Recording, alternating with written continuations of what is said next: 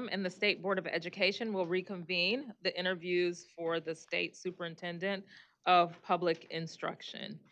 Um, at this time, our next up on the agenda will be our interview with Dr. Lisa Coons.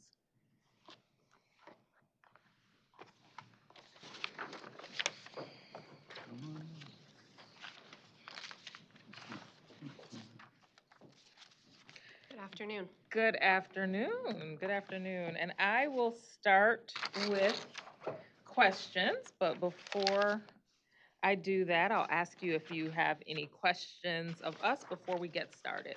I don't have any questions. I'm just very excited to be here and thankful that you have given up 2 days of your lives for such an important opportunity. It is an important opportunity, and I will start the questions.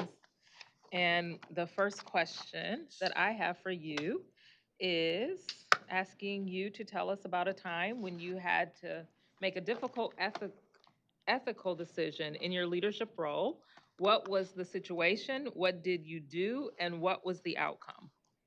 Certainly. So I come from a family of career educators. I think my earliest memory is of setting up my father's high school math classroom, and have been around education my whole life. I started my career as a high school English teacher in Ohio and became a principal. Then I was able to have the opportunity in Nashville to be an administrator, and have spent the last 8 years of my career in state government. So there have always been challenges and always opportunities for me to grow. And so I think it's important for us to keep students at the center. Through all of my experiences, I have had the opportunity to think about the children that we serve and how we move that forward. So I think a difficult ethical decision was definitely after the pandemic in Tennessee. We had many things that we needed to do for our children. Our children had been out of school. They had needs, economic needs in northeastern Virginia or Tennessee, where the Appalachia challenges for economy were real. We had Memphis students who were out of school for over a year. And so we had to prioritize those things that helped them move forward. And the legislature passed the Tennessee Literacy Success Act, mandatory summer programming, and gave funds for high dosage tutoring. And so that was a real challenge for our school communities who were returning from the pandemic, but also had 3 major pieces of legislation through the academic office that had to be implemented. So we could have said, you know what, don't worry about this, don't worry about that, but we knew that all of those things were important, and keeping our students' needs and our students' needs at the center. So one of the things we were able to do is really braid those opportunities for our districts to think about, how can I implement the training of the Tennessee Literacy Success Act around summer programming and braid those together for teachers so that we weren't adding on top of our educators that had a lot of stress? How could they think about tutoring in a way that made sense for their community, whether it was a very small community or a community like Memphis that had a lot of different needs and spaces? So ethically, we could have stepped back and taken a breath after the pandemic, but we really pushed forward because we knew our students needed to recover from the challenges that happened. Thank you so much.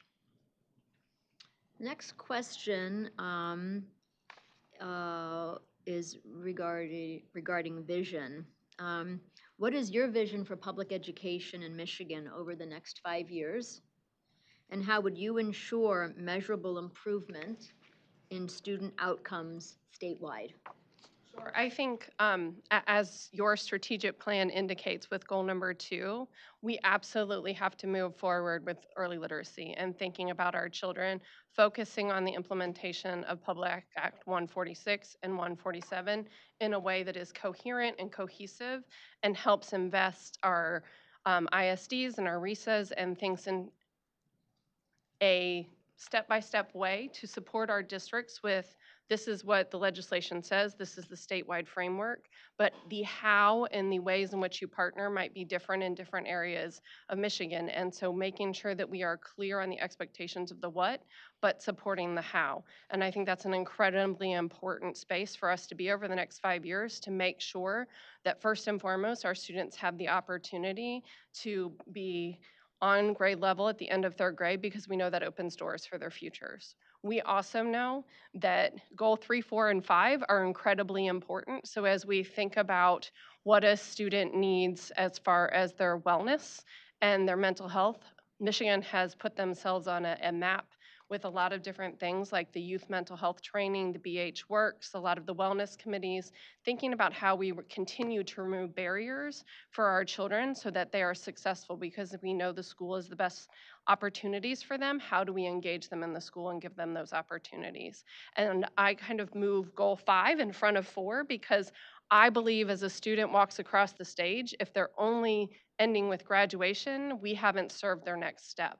So it's incredibly important for us to think about what are those post-secondary opportunities that they're having in high school that help them solidify their steps after they graduate. And I think for Michigan has a lot of different opportunities that they've provided with your early college successes and your workplace readiness, but I think making sure that we connect goal 5 to 4, so it's a continuum as students are walking across the stage.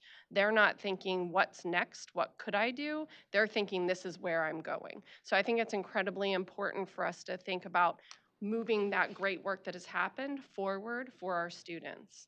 And last but not least, we have to elevate our educators.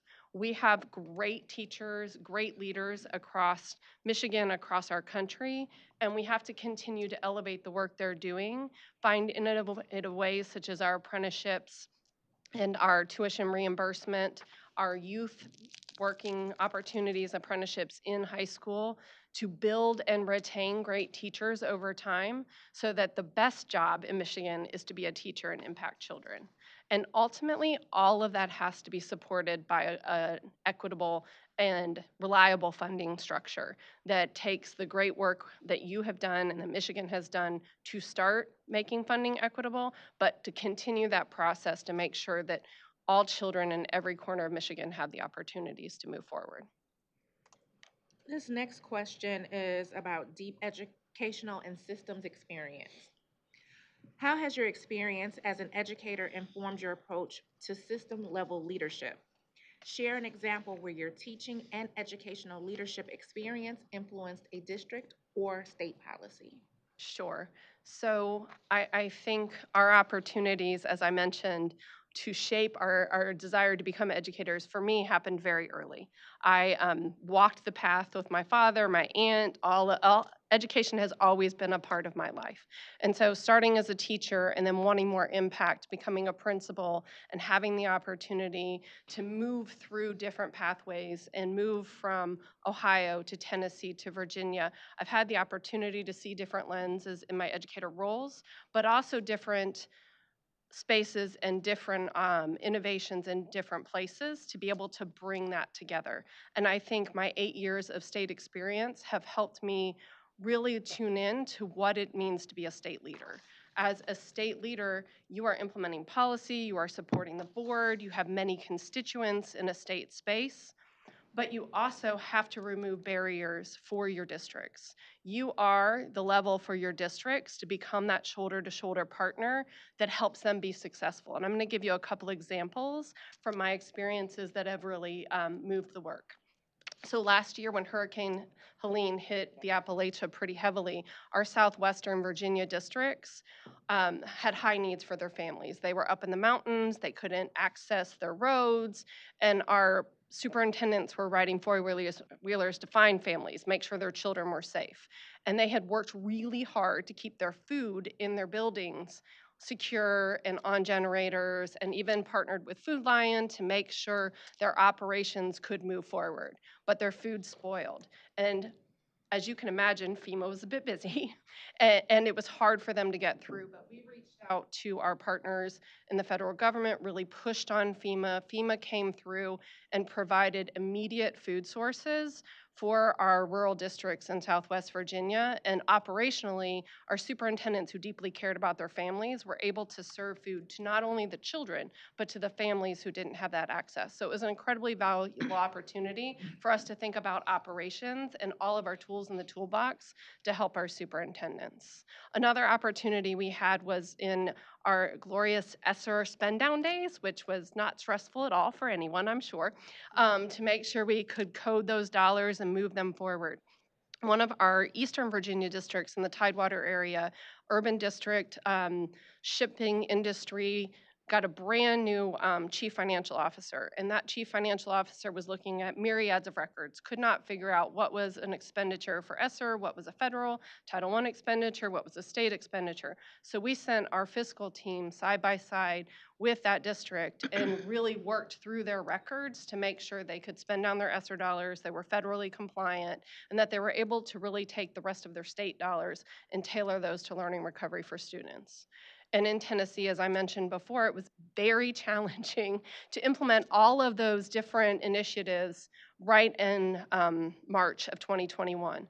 But we came alongside of our districts and had regional meetings so they could partner together and really think collaboratively about how they could move the literacy work forward and lean on each other and each other's resources and their regional service centers and focus on literacy in a way that made sense for their communities and their teachers and their students. So in different ways, it's really important for us to think about at the state role that we are serving a lot of different stakeholders, but we have to build those relationships and partners with our school districts so they can keep students at the center. And that's a critical role that you have as a state leader. Thank you. Next question over here. Describe a specific initiative that you've led that addressed educational inequities or closed opportunity gaps, and what data or feedback informed your approach, and what were the results? So I am passionate about literacy, as you might have seen in my cover letter and some of my answers already. And I believe that literacy is the fastest way to close inequities for our children. I was able to and honored to serve as executive officer of Priority Schools in Nashville. And when I started the job, we had 9 schools in priority status, which in Tennessee is the lowest 5% performing districts and at risk of state takeover. And 3 weeks later, the priority school list came out and we had 21 school districts. So it was important to think intentionally and walk through every single classroom to see what was happening. And as we walked through second grade classrooms in one of our highest need schools, they had 97% free and reduced lunch, 97% Black students, served 3 homeless shelters. No one was teaching reading. In every single second grade classroom I walked through, they were coloring. So not only were these students having a lot of challenges outside of the classroom, they weren't having the opportunity to learn to read inside the classroom. And when I sat down with the second grade team and the principal, I asked, why aren't we teaching reading? Why are we doing coloring during our literacy block? And they said, our children can't sit still. We are not able to teach reading. So it became a personal mission for me to really work with our elementary schools, work with our principals so they could understand what was happening when they gave opportunities and they did not give opportunities, and reset the literacy work inside our elementary schools. We started with teacher training, instructional materials. We partnered with a nonprofit to give deep coaching for our teachers in classroom management and how to implement strategies, but also to our school leaders so they could track the data and understand data. And a lot of times when we think about literacy, we go right to the M step and we say, okay, what's that third grade reading? So we really had to go all the way back and say, what are people doing with their time? So what are your support team? What are they doing? How are they supporting classroom management? What is the principal doing with their time? And we kept logs of that classroom time. And then we also implemented planning meetings so that collaborative planning happened for our teachers, and we tracked the walkthroughs of our teachers' classroom. And that is some of the most powerful data I have carried with me from Nashville to Tennessee to Virginia. Watching how classrooms change and making that quantitative through an observation tool really gives you leading early indicators of how your classroom is happening for kids and what is happening to change opportunities for students. And then we really use those formative assessment tools. I saw in the PA 146 that you are creating a bank of screeners and screeners that are correlated across each other so that you can track that data. That was incredibly important for us in Nashville to understand how students were moving with their foundational letter sounds, phonemic awareness, phonics, influencing comprehension. It really helped us early because you don't necessarily have an end of state test at the end of second grade. And we wanted to know that that progress was moving. So those were critical indicators. In Virginia, when we looked at our data around literacy, we noticed that our multilingual learners were some of our most challenged groups of students. So as we rolled out the Virginia Literacy Act, we created a network for our districts that had high populations of multilingual learners that were struggling to work with national experts about sounds, multilingual elements to make sure that they were closing those gaps more quickly. So while we say what data are you using, I think it's really important for us to think about a comprehensive data strategy that helps us know our early leading indicators, our through-line indicators that ultimately allow us to show state success. Thanks. Mhm. Yes, sir. Could you please share a time you had to respond to a specific community or group that felt marginalized or unheard, and then give us an example of that, of how you approached that scenario or situation, and what did you learn from it? I think having been in state leadership through the pandemic, after the pandemic, and over the past 5 years, one of our most marginalized groups of stakeholders are our special education families. They did not recover out of the pandemic as quickly as expected because they need more support and more time. When I came to Virginia, Virginia was out of federal compliance, out of OSEP compliance. They had 2 sets of litigation and very frustrated advocates on the special education front. It was important because tensions were so high and the frustrations were so large that we bring in consultants to be able to make sure that those constituents were heard. So I brought in Nate Levinson from K-12 Solutions, and he met with all of our systems leaders, our district leaders, our superintendents association, our principals, to special educators to really understand what frustrations our systems were having around special education. And then I brought in Bob Pasternak, who is a former federal OSEP deputy superintendent and well recognized in Virginia for community efforts, to listen to families, to listen to our special education advocate, to listen to our parent regional centers, and really get that information. I got what I asked for. They gave us over 100 pages of recommendations of things to do. And a lot of times as a state leader, you can pick a couple and then move forward and say, check the box. But that wasn't what we needed to do in that space. We really needed to sit down and soak on those 100 pages and understand what the challenges were, the trends, and put those things together. So we started a special education task force. And on that task force, we put special education directors from across the state, rural, urban, suburban.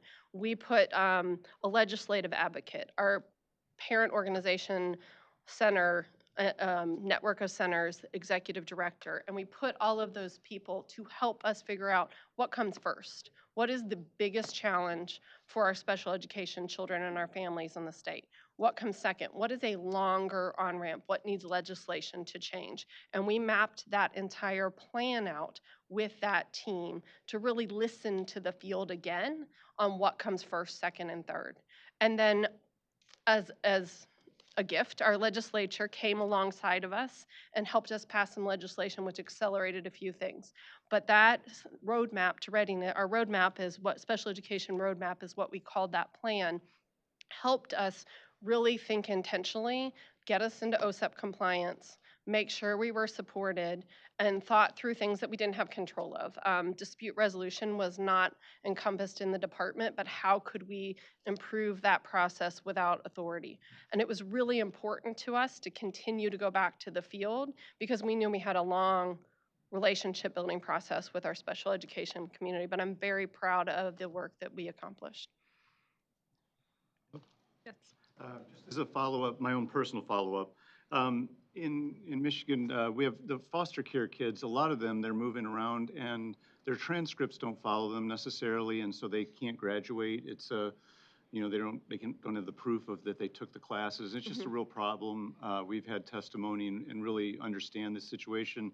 Also, the parental authority or the authority or the parental rights of the biological parent doesn't follow sometimes as well from school to school. So if you were selected as superintendent and the board directed you, do you think you could, you know, whether it's a full-time or part-time FTE ombudsman or just something to be able to resolve this issue? Because there's a real need here. Yep, Mr. McMillan, I've heard a couple of board members in my research talk about the importance of foster care. And I think a lot of times when our parents are trying to navigate education, we make things about education, and it's really hard for our parents to navigate that structure and system. So having an ombudsman or having a parent resource center with 2 or 3 people that really answer all parent questions. It might be a special education entry point question. It might be a, how do I do this when I'm moving from this state to this state? What is it that I need to do for foster care? I think it's really important to have a direct line for families so that they have that entry point and they have that person to link arms with them and help them navigate the structure, get connected to the right person. I think in state government, we tend to look at the front pieces, and we don't always worry about the pipes or the HVAC system or the roof. And we still use paper records a lot of the time in education, and that's a real challenge because for a paper to go to paper, it is really hard to navigate that. And it would be incredibly beneficial with the size and number of districts in Michigan and ISDs and layers and the multiple agencies that are likely involved with foster care for us to streamline that. You have CEPI, and you have the UIC systems.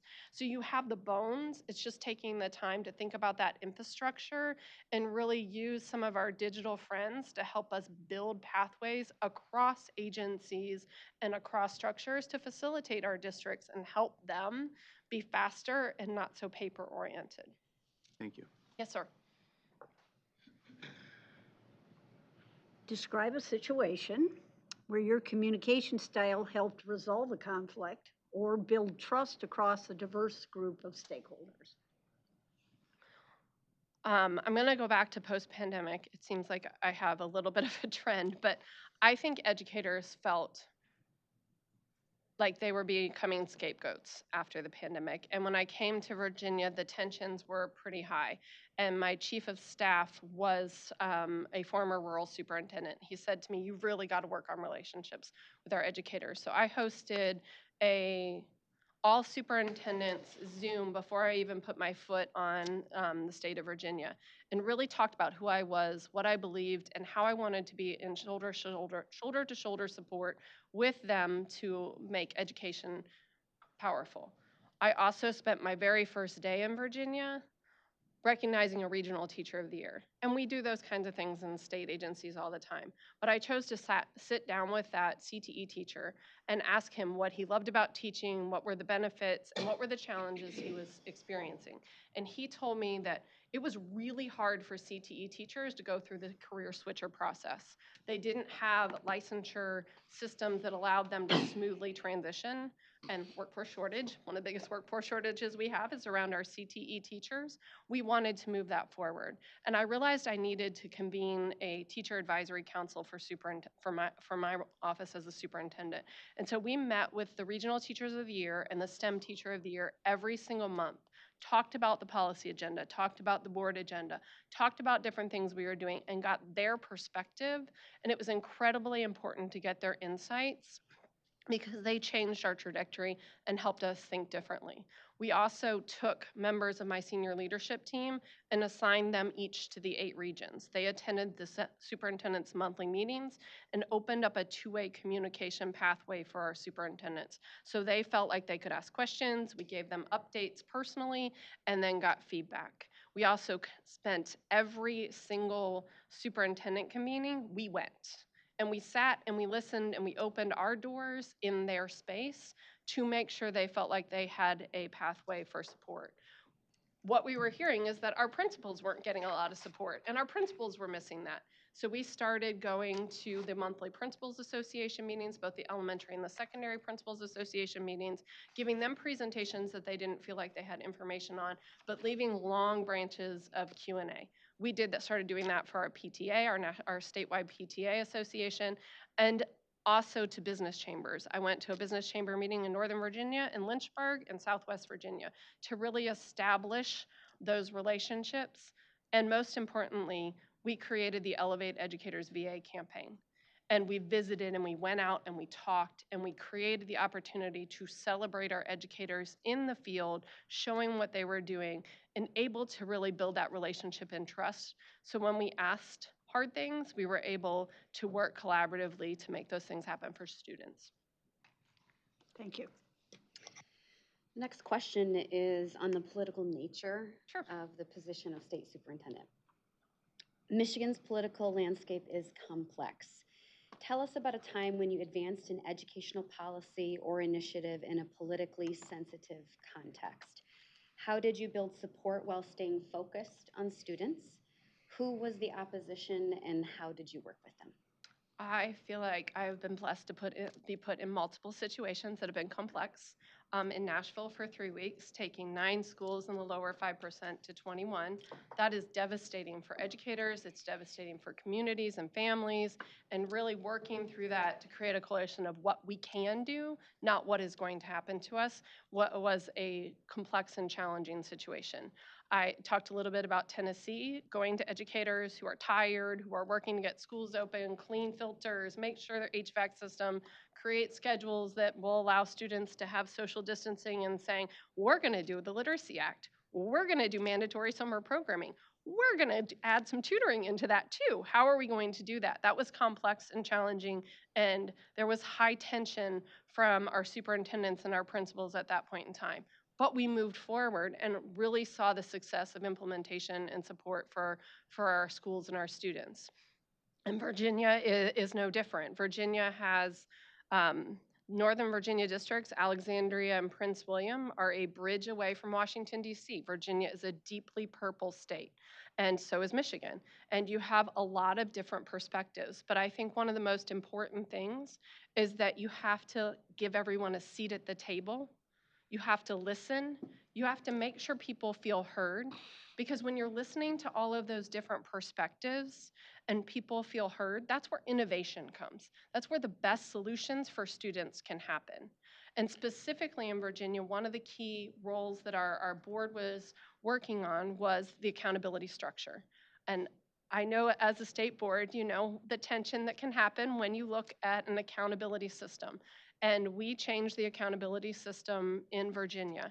But we didn't do the accountability system to people. We stepped back and we visited every single corner. And we, the board and I, listened. What do you want to see? What are your frustrations? We heard loud and clear that I don't know if kids are growing. Growing in achievement doesn't mean anything. This number comes together. I don't understand it. It's mushed. We're concerned about attendance. We don't know how student wellness. We don't have any of that transparency in our system. And we need support for our kids. So if you can make an accountability system that is more clear, more transparent, and add support, then we will be okay. So we ended up having a growth measure, which truly showed whether kids were growing, similar to Michigan's accountability system. We had an achievement because we want to know if kids are on or off track at elementary, middle, and high school, and what we need to do to move our students, our student groups, to being on track. And then from our feedback, we heard that we needed a readiness indicator. They wanted attendance not as a separate indicator. How do we incorporate attendance into readiness? And lots of conversations. I'm sure if we had conversations about readiness in Michigan, it would be a different conversation. But readiness became very important, and they focused on different things at different bands, but they wanted to make sure kids were ready. And so part of that business community really came in and thinking about our work-based learning and what that looks like to be ready at the high school level and that transformation. But after the board voted and moved forward with the accountability system, thousands of comments, 20 plus stakeholder meetings, we had to come back and do support because that's what was asked of us in those initial listening sessions. So we released the website Road to Readiness 4 to 6 weeks after the board approved the accountability system. released data, showed districts how to use that data, showed public how to use that data, and had hundreds of resources, support, networks, grant opportunities to support. That's nice. That's important to have stuff. But then we did almost daily trainings for the next 4 to 6 weeks. We met with superintendents, we met with principals, we relied on those relationships that we had worked to build to really help everyone come alongside and be a shoulder-to-shoulder partner in the rollout of the accountability system. Because ultimately we wanted transparent information for our families and our stakeholders that shows how we're doing, how to support them. We looked at their data with them and we said, it looks like your multilingual learners in your middle school are really struggling. Here's a set of resources, here's a network, here's this, how do we come alongside and support you in moving that forward? And I think in Michigan, that would be a great opportunity because you have so many ISDs and layers of support, creating coherence and opportunity. So that was an incredibly politically complex, given the purple nature and differences in Virginia, but we were able to focus on what we were being asked for when we heard those asks. Just a personal follow-up. You're talking about political sensitive contexts. And I'd like to give you background, but I've been asked not to really give much background, so I'll just come right out and ask, do you think it is okay for a district to systematically make sure that they can hide the idea that at home, Billy is called Billy, but at school, he's called Susie and goes to the girls' bathroom or locker room? This fact, is it okay to hide that from parents at parent-teacher conferences, report cards coming home, to hide that? Is that something that, or should schools not do that? So I think you have statute in Michigan that is clear on parents' rights, and parents have the right for instruction and support. And I think we would have to lean into what the statute says around parents' rights and what parents are able to ask and have known about. I think our parents are our child's first teacher. They are partners with us, and if we create a divisive relationship with our parents, then we're gonna have a harder opportunity when that child struggles to bring them alongside and support that child. So it's important to build positive relationships with our families and our parents. And ultimately, our parents choose what schools our children go to. You have a wonderful set of public school academies and a variety of opportunities for parent choice in this state. I think it's important for parents to feel confident in the choice they make and in the local community and the local decisions. So it is essential for those things to happen ultimately at the local level, but for a parent to be informed. Thank you. And then I have the next question. Could you please give an example of how you built and sustained a successful partnership with a stakeholder group, unions or families, tribal nations, legislators, for example? And then what evidence can you share that made this partnership successful? Sure. I spent a little bit of time earlier talking about our accountability structure. And one of the biggest challenges for us was thinking about readiness at the high school level. And honestly, at the middle school level, because we can't expect the high schools to be the be-all and end-all and fix all the things that happened earlier. So what does readiness look at like at the middle school? What does career exploration look like to be impactful? And what are the stakeholders involved? How does that look? What are the experiences that should happen that build a pathway in high school to really work? We can't do that in a vacuum, and you certainly can't do that at the state level when you have a diverse and variety of communities with different sets of business opportunities or lack of business opportunities. So we really worked with our business chambers and our CTE, ACTE association to think about work-based learning. And we redesigned the rubric for work-based learning at the high school, and then we redesigned the ACP, the career portfolio at the middle school, to think about how that whole trajectory would then allow children seamless opportunities after graduation to go into whatever they chose to go to. And it was important to hear from manufacturers in Southwest Virginia who said, we can't get insurance to put children in work-based learning experiences. So we had to come together and think about those barriers and remove those barriers. In Northern Virginia, there was a lot of frustration around attendance. So we connected our attendance work to their work to help them think through that in their data centers and how they change that opportunity. What was the element in the work-based learning rubric that was important to level up that concern? We met in Lynchburg that was centered in very small local businesses and what the small local businesses needed in their pathways. We heard from the Pharmacy Association, we can't put kids under 18 in their work-based learning environment because our requirements don't allow them to be around medications. So how can we simulate that? And we had such tremendous feedback from the field. I'm truly excited about that work-based learning opportunities and how that space would look. I think that Michigan is well poised for similar opportunities. You have strong businesses across, different types of businesses across the state. It would be really exciting to work with business chambers to really make sure that we are thinking about children. So that was an exciting opportunity and beneficial with students to make sure they were having experiences that tied to their industry recognized credential, to their coursework, to really move that forward. Thank you. And the next question is asking for you to describe a situation where you faced significant resistance or criticism from an important stakeholder group. How did you handle it, and what principles guided your actions? Certainly. Our educators were not happy when we decided to make attendance a key priority in the state. They felt like they had worked hard on attendance, their barriers were outside of their control, and were frustrated that we were moving forward. But in every data analysis that we did with the end of state data, we could see that attendance was the #1 factor that was impacting children's performance.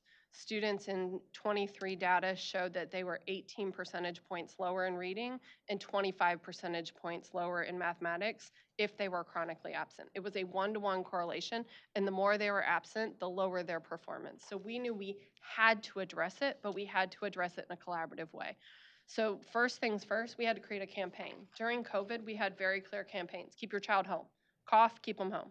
So we had to change that mindset. We had to change the mindset with our pediatricians. We had to change that mindset alongside of our families.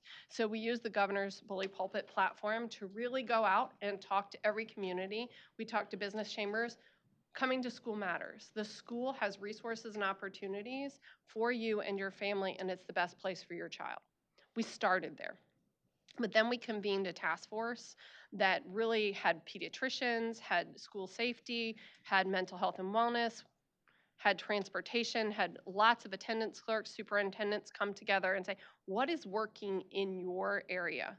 In Southwest Virginia, they had partnered with No Kid Hungry in one of those locations and dropped their attendance, their chronic absenteeism 25% using meals and meal bases, which Michigan has the free meals for all. It was a tremendous change for that community. In Prince William, which is in Northern Virginia, close to DC, they really struggle with transportation needs, but had redesigned their transportation system to make tremendous impact. In Newport News, there was tremendous mental health challenges, tremendous mental health needs. So that superintendent had done mental health youth first aid for every single one of her staff. They brought those pieces together at that task force, and we built strategies from our stakeholders, from our spaces. We asked things of our pediatricians when they were working alongside, so it wasn't on the weight of just our school's shoulders. We brought partners along to that. And then they created a toolkit for attendance, which again, helpful, but had a attendance convening for attendance specialists. And the legislature put $418 million of funds towards attendance, literacy, and learning recovery, and they were able to use some of those funds to implement the toolkit, use ideas that they received in the convenings, and then they had monthly stakeholder meetings that they were able to share and get feedback. Then we celebrated because we dropped 3.1% as a state, which meant our children were coming to school. We had 9 million additional hours of instruction of daily attendance, so we celebrated. We brought people to the board. I know you've had districts to the board. We had them all over social media. We shared at the Superintendents Association. We celebrated their hard work, and we thanked them because they did work hard to make a difference. And our teachers very clearly said, it is so much easier when kids come to school every day because my doors are not revolving doors, and it makes my job easier. So working through that, even though there was a lot of apprehension at the beginning, has made a tremendous difference for our educators and our students and our families. Thank you. This is a question pertaining to literacy. The state of Michigan has enacted a multifaceted literacy law. which is meant to directly assist children, particularly those in pre-K through third grade, with improving their literacy skills. Please share with us your impression and knowledge of these bills. And as state superintendent, how would you lead the department, ISDs, RESAs, and local districts in implementing and monitoring the effects of these laws? Well, I'm really excited about PA 146 and 147. I have to be honest with you. It's one of the most exciting things about Michigan that I'm sitting here talking about, because I do believe in literacy. I had the benefit of implementing the Tennessee Literacy Success Act, had the opportunity in Virginia to implement the Virginia Literacy Act, and I'm really impressed that within the acts for Michigan, not only are you looking at data and formative screening assessments, you have a deep focus on dyslexia, and it's scaled out over time to make sure those Maseratis on the field can really move, but you can move all of your stakeholders and resources together. It also thinks intentionally about how the ISDs can support the implementation of coaching. In Tennessee, I feel like we had lots of scars. We started with just training, lots of teacher training. Teachers went back to the classroom. They didn't have instructional materials that were sounds first or science of reading based, so they had nothing to teach what they learned in their training. And they had no support because there was no coaching model. So then the legislator put forth funds for coaching, but they still didn't have a vehicle to move forward. You have all of those things in the Literacy Act in Michigan, so it's very exciting. The biggest frustration in Tennessee was that there was nothing holding EPPs or education prep providers accountable, and you have that as part of your component. So I think that's incredibly important, because the child doesn't get to choose if they have a brand new teacher or a teacher who is a 20-year veteran and recognized. Both those classrooms have to have strong literacy instruction, strong understanding of intervention, and the law allows us to do that well. I think your partnership question around ISDs is incredibly important, because in Virginia, we were able to partner with the University of Virginia.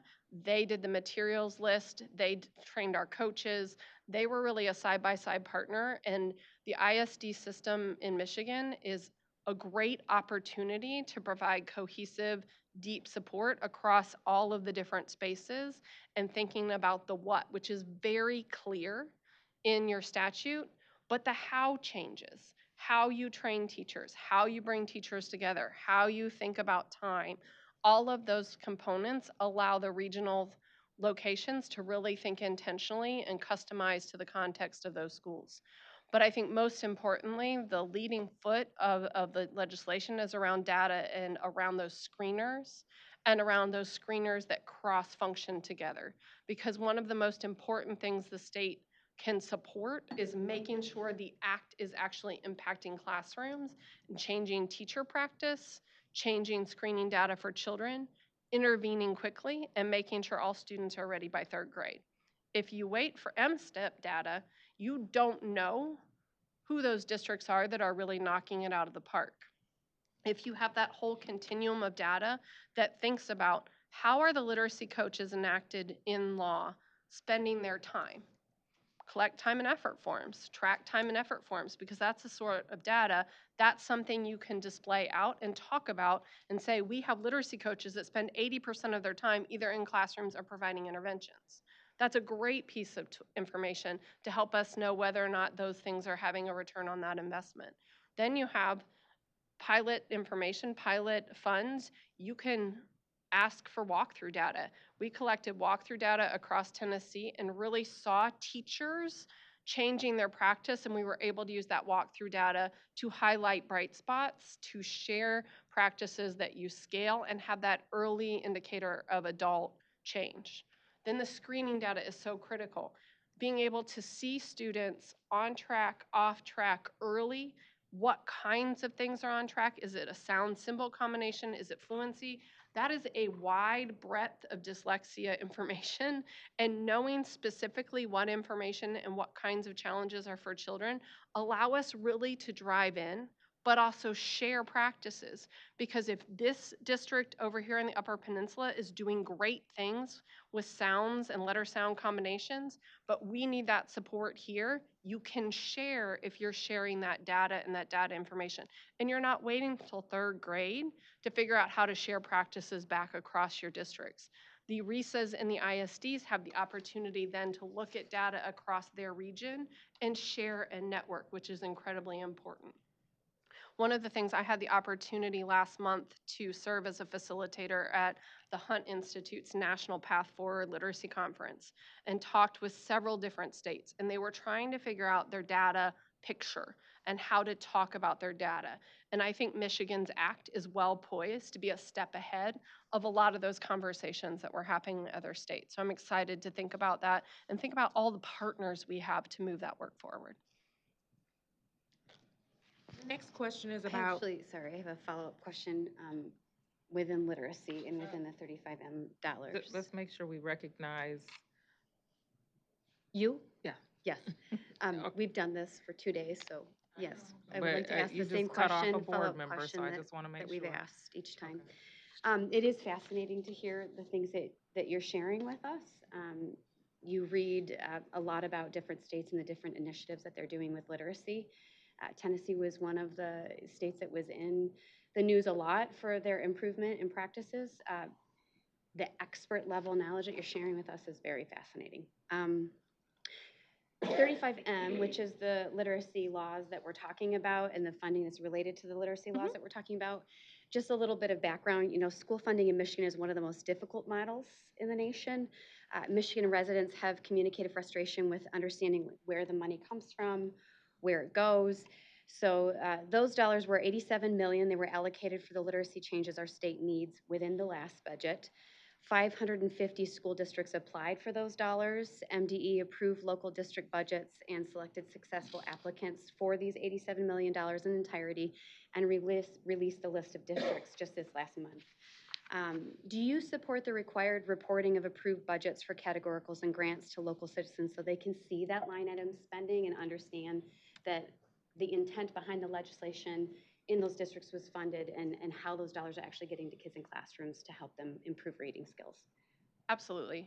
When the legislature took $418 million and sent it to the districts through the department on attendance, literacy, and learning recovery, it was important for us to collect all in Virginia spending plans. And those are on the website in Virginia, and they show the allocations by category and by initiative. And I think it was very helpful for the public to see that the districts were spending those dollars and were spending those dollars to what was most important and the differences in different areas and different districts. I think the other piece is a lot of our districts were looking towards other districts, successful districts, districts who had been models in the past, to see what they were doing with their funds, smaller districts who needed ideas, needed strategies. So the sharing of spending is part of the strategy that is important to be transparent in the literacy work, in attendance work, in learning recovery work. We learn from each other. If there are bright spots that we need to scale, it's important for us to be transparent and see that. And some of our districts came back, most of our districts came back in year 2 and made iterations based on a district that had great success. They said, you know what, I'm going to move more dollars into this attendance specialist because that's what so-and-so did. Oh, you bought materials with this? I didn't realize I could buy materials with these funds. I'm going to change and put materials. So it facilitated sharing not just on programmatic or academics, which we typically do in education. It also shared fiscal strategy and strengthened the whole state, I believe. Thank you. Yes, ma'am. authenticity, humility, and trustworthiness. Leadership often involves acknowledging mistakes. Share an instance with us that changed your mind based on new information or feedback. How did you communicate the change and what did you learn? I think in state, when you're serving 1 million, 1.5 million children, there's always high pressure to move things quickly, to make change, to make opportunities for children. And that tension for urgency, sometimes you lose the ability to get feedback, to get input, to make sure all stakeholders are heard, that you make sure that all the details are in the sauce before you release. And that tension never changes because you are always serving children and you are always thinking about a diverse set of stakeholders. So there's always the opportunity in state leadership to make errors when those two tensions are constantly pushing. I think one of the things I look back on the accountability system is we were not able to do all of the work-based learning work before the accountability system and had to revise some of the accountability system to add the work-based learning back in. I would have liked to add the work-based learning in at the beginning, but there was a lot of tension and urgency to get a better accountability system for children. So that's a balance and a space that we always have to be in, but the more stakeholder feedback we get, the better off we are because those diverse voices at the table really provide us opportunity for innovation. I think as a leader, it's sometimes hard to be vulnerable and say, I need feedback. But also as a state leader, you have to be willing to go to your board, to go to your senior leadership team, to go to the Superintendent's Association and say, please give me feedback. Please help us get better. How do we get better? And so I believe deeply in feedback. I think my senior leadership team kind of got nuts with me because like, okay, we gave you feedback. Now let's move forward because it's really important to me to make sure voices are heard and that we incorporate those in how we move forward. Through the chair. Um, you, what I'm hearing you say is two things. You're talking about the community engagement piece that's needed, and you're talking about change management as well a little bit. Yes, ma'am. Can you elaborate more on how you could, um, or what you would implement, what strategies you would implement in the department? Sure. I think there's an interesting role as the state superintendent, right? You are moving constituent and policy forward, but you're also running a business and you're running an agency and you're running a government agency. So you have to make sure the operations inside the agency are flowing for your customer service and your stakeholders. So I think it's a dual piece. So you have to get feedback from the outside, but I also had, I am a digital native, sort of, and I love Microsoft Teams. I went to each team and I said, text me on Microsoft Teams anytime, give me feedback. I want to hear it, please send it to me. So I would have a lot of Teams messages all the time because it was a way for me to get that same stakeholder feedback that we have externally, internally, so that I understood where the agency was. We also had 550 staff members who were remote and all over the place. We started bringing them together for celebrations, for information and cohesiveness as an agency quarterly, as a whole agency. Then we have a lot of middle level leadership in government organizations. We started bringing our middle level leadership in for professional development, information, and feedback, so they felt fed in a variety of ways on a monthly basis. And then my leadership team met during legislative season every day, but at least twice a week so that we could communicate. And then I love briefing books, so they could outline briefing books in 20 pages, 10 pages, 5 pages to create coherence and feedback like, hey, I really need you to sign this XYZ because we are 3 weeks out of compliance. You got to get this through. And so those infrastructure pieces and the feedback on how to run an organization is also important. So that's internal feedback, but as far as the community engagement, um, I think that, you know, MDE is short-staffed. Mm-hmm. Community engagement is powerful and important. What would you do to help, given the constraints with the dollars, the funding, the staff size, and the rigorous workload that they already have? I think there's definitely an opportunity to expand the community engagement, whether it is getting funding for an additional staff or even department when it comes to community engagement. But how would you approach community engagement? I think there's multi-layers to that. There's an important opportunity where you're out in the field visiting business chambers, going to association meetings. That might be delegating, as I did with our 8 superintendent regions, delegating a senior leader, and one day a month they went to that region and they were getting that stakeholder feedback. For special education, we did virtual meetings because we wanted to bring everyone together across the state and it was urgent. So we did virtual meetings, the special ed team, myself, and I tended to be in as many community engagement opportunities as possible. Since I'm seeing those briefing books, I'm seeing a cross structure, I tend to be a workhorse, so I wanted to be in those spaces. So I think that it's a combination of knowing where your stakeholders are already convening. If you need to go to them, you figure out how to go to them. And it's a mix. It might be me, it might be this person, it might be delegating across the team as part of their responsibility. But if it's topical, it's important for that leader who is overseeing that to take that time inside and build that time into the planning and the scope of the project.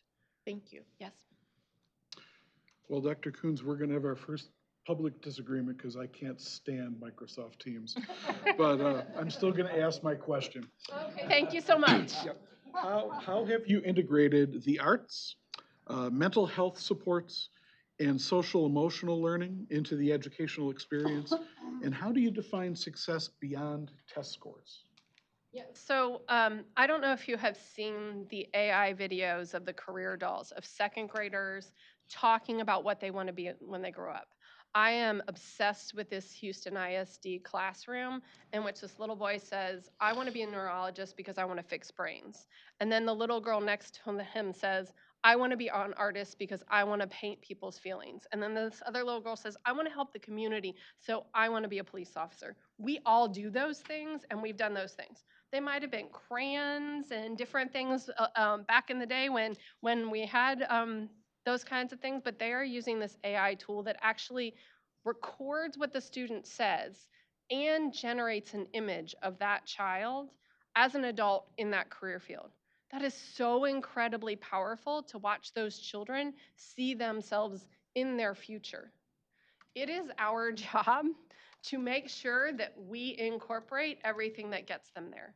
That may mean the great BH Works mental health services that you're providing. It might be meals for all, but we have to make sure all of those things are there.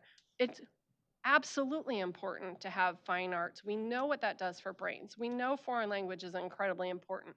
We know that reading changes opportunities for children. We also are learning that mathematics, critical thinking, and problem solving makes a different kind of adult thinker that we need in our workforce today. So we have to make sure that that comprehensive approach gets that child to that AI vision.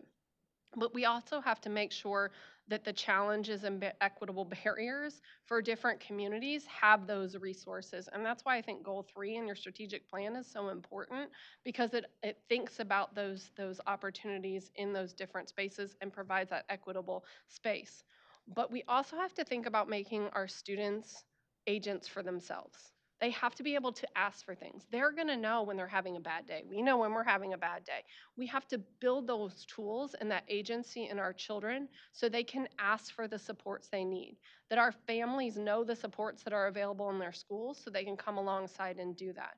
Because our ultimate job is to make sure that what that child said into that AI 10 years, 15 years from now happens for that kiddo. That child who wants to be a neurologist and fix people's brains gets to fix people's brains. That child who wants to be an artist gets to be an artist. And that we are facilitating an educational system that provides opportunity and access to everything they need to get there. Thanks. First board member conflict. I too am not a fan of teams. Apologize. I am understanding. No teams. Got it. Elected for this opportunity, you'll have the dual role of state superintendent and board chair. Yes. How will you ensure that all members' voices are heard and included in key decisions? So the piece to that is give examples, specific experiences of when you've had to manage and successfully resolve board-to-board member conflict. Sure. Or superintendent to board member conflict as with us and teams. Sure. I think the job of a state superintendent has a wealth of of responsibilities. I think I talked with Ms. Tilley about running the agency and the stakeholders. That's incredibly important. I think you bring up another really important responsibility of the state superintendent in Michigan, who is the chair of your board, to support the board. And I think one of the responsibilities I had in Virginia was similar. I spent time calling each board member, walking through the initiatives, asking ahead of time, what data do you want to see? What are your frustrations? What do you need to hear? If I was hearing several board members start to have differing conflictual opinions, we knew we had to either step back or have a conversation or work with the board president to make sure we were thoughtful in bringing the board together in a cohesive, all ideas on the table, voices heard, to get the innovation we need, and that we were thinking through that in board process. I think that's part of board operations. It's part of your role to make sure that your board members have the support they need to make good governance decisions for kiddos. Because if you are coming into a board meeting and you feel blindsided or you feel uncomfortable, you're not going to feel good about the table setting conversations. So it's important for that preparation and that support to happen on a regular basis. When Hurricane Helene hit our districts, we had to call our board members and talk to our board members about what we were doing. When we had to have accountability decisions about what growth weighted, what achievement weighted, and we had very strong conflict in that space, how do we work together? What kinds of things do we need to see to bring that work forward?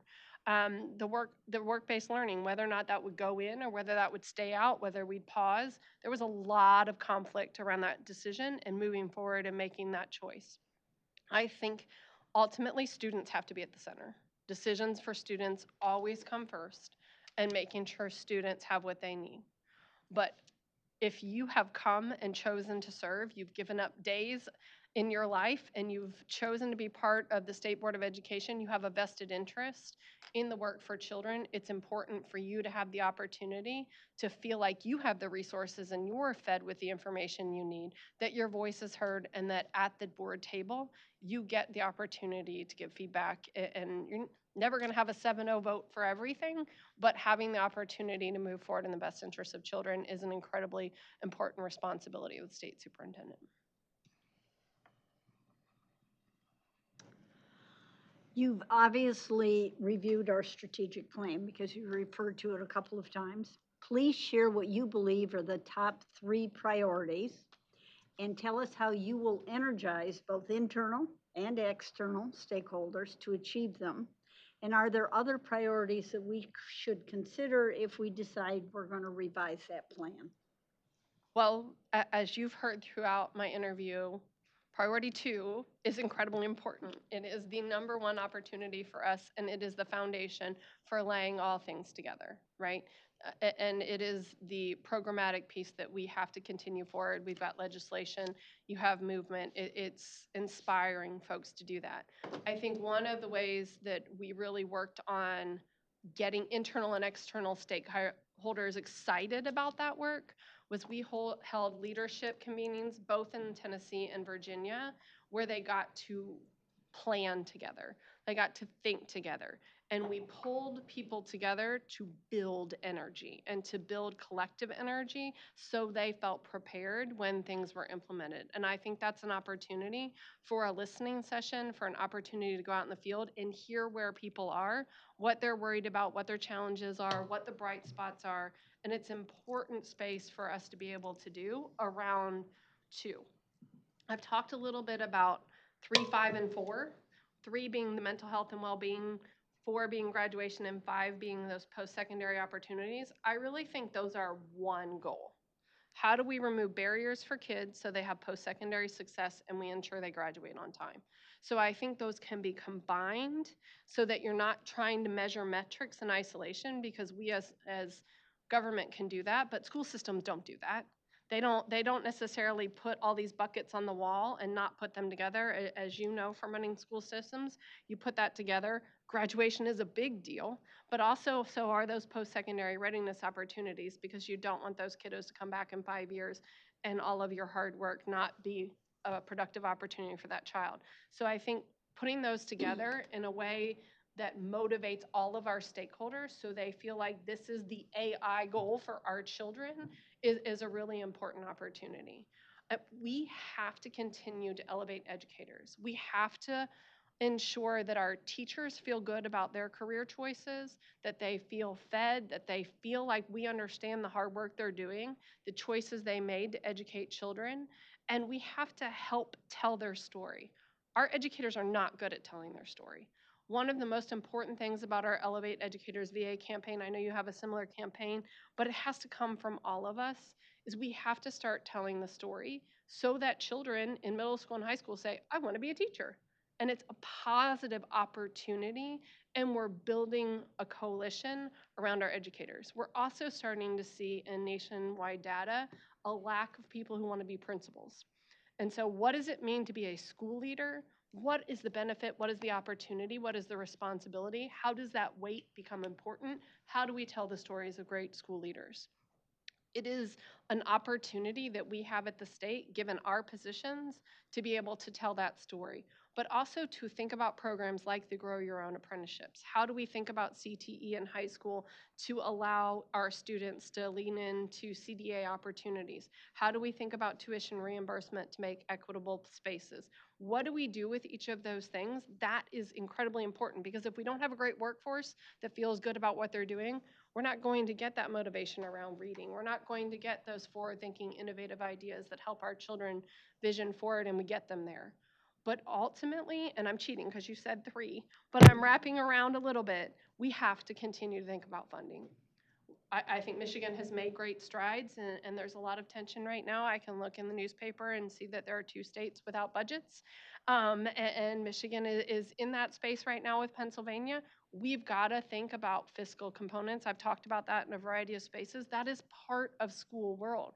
If you don't have a budget, you don't know where your funds are, you can't feel confident about moving forward, and that's going to take all of us sitting down at the table and really thinking about what it takes to fund a student, what it takes to move equity forward, what we need to think about to have every child be able to reach their dreams. So I think that's an underpinning where we need more arms and coalition around us, but we need to move forward with a cohesive one voice to make sure that we have the funding needs to support those important 3 other spaces. Thank you. The next question is on self-reflection. How would you ultimately establish your credibility to be the leader in our state in public education? Well, I spoke about this at my entry point when I walked in. I come from a family of educators. Education is what I've lived and breathed my whole life. I believe deeply in the power of education and the opportunity of education. And I work very hard, a lot hard. I promise not to tease anyone, and especially not at 2 a.m., but there are opportunities where you have to put in those hours, and I work those hours. I make sure, but respecting staff. I know all the staff is sitting here, but making sure everybody understands we're working for kids, and I will work harder for Michiganders and Michigan children than anyone else that you've seen. But most importantly, students are at the center, and we're working for those children, and we're working for those opportunities for children. I have had many diverse experiences, many opportunities to be a teacher. I was a high school teacher, a middle school principal, and an elementary coordinator. I've been in Ohio, I've been in Tennessee, I've been in Virginia. I've had the opportunity to see a lot of different spaces. Recently, I've had the opportunity to work with different states on literacy. My perspectives allow me to bring innovation and support for the work that is important ahead for Michigan. And I also think that there are a lot of stakeholders who care deeply about education and children. And we have to give opportunities for stakeholder engagement, as you mentioned, Ms. Tilley, and give voice so it can be heard, so we can have table setting to move forward and change and continue to grow for our kiddos. Okay, and the final question. Please share with us your experience in dealing with IDEA federal legislation. You've already talked a little bit about this. As it relates to requirements that are mandated not only for the state, but also for ISDs, RESAs, and local districts. Please share with us how you would work with parents, students, administrators, and staff as challenges arise with interpretation and implementation of federal and state requirements. And additionally, please share any examples you have regarding controversial interpretations regarding students with disabilities that you have been able to assist in solving. So I talked about our task force earlier, and I talked about stakeholder engagement and our moving forward. I think one of the biggest challenges that I personally have experienced is the concept of dispute resolution. In Virginia, it was managed by the court system. So if a family member had a dispute and they filed a dispute with the department then would turn that dispute over to the court system. They would hire a mediator, and the mediator would make a decision, and the department would have no oversight. Families don't understand that difference. They don't understand why you're not saying, I hate this dispute resolution mediator, I want a different one, and you're like, I can't do anything about that, right? There are dynamics when you cross agencies that are very challenging. And one of the things that we were able to do is really work with the legislature to help us create some statutory components that allowed us to come more cohesively together. But I think a lot of times with special education, with foster care, as you asked earlier, in a variety of situations when you're working with many government agencies and not in your own house, it's hard for you to streamline those supports for families. And those families already feel marginalized. Those families already have high needs, high sets of challenges. So moving forward, it is hard. But I think you talked earlier about the ombudsman. I think having a parent center, having spaces where there is somebody to help parents navigate that system and say, yes, I understand that you're frustrated with that dispute resolution specialist. Let me see what I can do, but here's how our hands are tied. Having that personal interface really is helpful and helps move some of the work forward. We also were able to get some funds for they're called PTCs, they're the regional centers for parents, and able to support our parents and parent navigators to help them better move things forward. But I think it takes open, transparent conversations and bringing solutions together, which I don't always know that our federal friends understand that space, but the more you table set and bring people together and help them see, I think you can move forward in a productive way. Yes, sir. Well, that was our last question. And that concludes our questions for the day. And so we thank you. We give you the opportunity to make a closing statement. Do you have any pressing questions for us? Well, I know I'm a bit over time, so I will keep this Yeah. very brief and I won't ask questions. But I am just thankful I've had the opportunity to watch a lot of board meetings in preparation for today, and the commitment and passion that you bring to your job. I am just very excited to be here and to be selected to have the opportunity to interview. It is clear that you care deeply about Michigan children and you care deeply about the work you're doing and moving things forward, and I just want to thank you for your work. Thanks again. And you will hear from HYA. We'll deliberate today. So you will hear from them as to the next step, if there are next steps for you. Thank you so much. Thank you, Chairman Pugh. Appreciate it. Okay, we have a few moments. So public participation is actually at 3:15, so why don't we take a 15-minute quick break?